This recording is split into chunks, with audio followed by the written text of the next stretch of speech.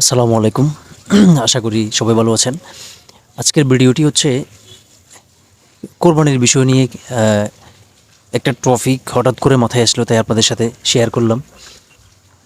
তো এই যে কোরবানিটা হচ্ছে আরেকদিন বাকি, যাক আলহামদুলিল্লাহ।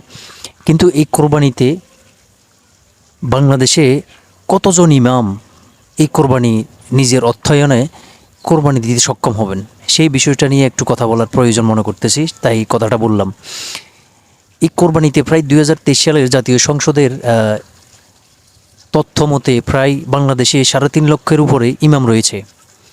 সেই হিসেবে আমরা যদি ধরি 3.5 লক্ষ ইমাম না হলেও 2.5 লক্ষ ধরেন, বা 3.5 লক্ষ ইমাম, যাই হোক, যারা আছেন তারা কতজন মানুষ, কতজন ইমাম এই কোরবানি তারা দিতে পারবেন, এবং যদি দিতে না পারেন তাহলে কেন পারবেন না, সেটার একটা সেই কথাটা আমরা কখনো চিন্তা করে দেখেছি? বাংলাদেশের মসজিদগুলোতে যারা শহর কেন্দ্রিক ইমামতি করেন তারা মাশাল্লাহ মোটামুটি ভালো একটা সারভাইভিং অ্যামাউন্ট পেয়ে থাকেন, কিন্তু যারা গ্রাম অঞ্চলে অথবা গ্রাম অঞ্চল ছাড়া বিভিন্ন রিমোট জায়গাগুলোতে ইমামতি করে থাকেন, এমন ইমাম আছে 3,500 3,000 টাকা তারা বেতন পায়। শুধু তাই না, এমনও ইতিহাস দেখলাম যেটা অনেক ইমাম আছে যারা 2 মাস 3 মাস পড়ানোর পরেও বেতনের ডেট চলে গেলেও তারা কিন্তু বেতন পায় না। তো কত হলো, বাংলাদেশের এই যে কোরবানিটা শুরু হবে আগামীকালকে, পশু জবাই হবে, সেই পশু জবাই কিন্তু ম্যাক্সিমাম সেই মসজিদের ইমামগুলো হয়তো দিয়ে থাকবেন, গরু জবাই করে থাকবেন তাদের মাধ্যমে। কিন্তু সবচেয়ে দুঃখের বিষয় হলো তাদের মধ্য থেকে মেজরিটি পার্সেন্ট কোরবানি দিতে পারবে না, কারণ হচ্ছে তার কোরবানি দেওয়ার মতো অ্যাবিলিটি তার নেই। এখন আমার প্রশ্ন হলো, তাদের এই দুর্ভোগ কি কখনো শেষ হবে না? তাদের স্যালারি স্ট্রাকচার কি আমরা জাতীয়করণ করতে পারি না?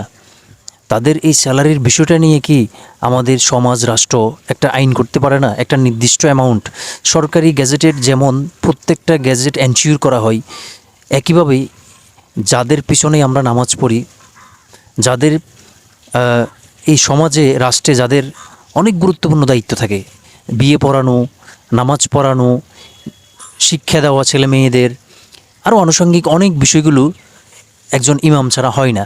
সেই ইমামদের সর্বোচ্চ মর্যাদা আমরা এনশিওর করতে পারি না।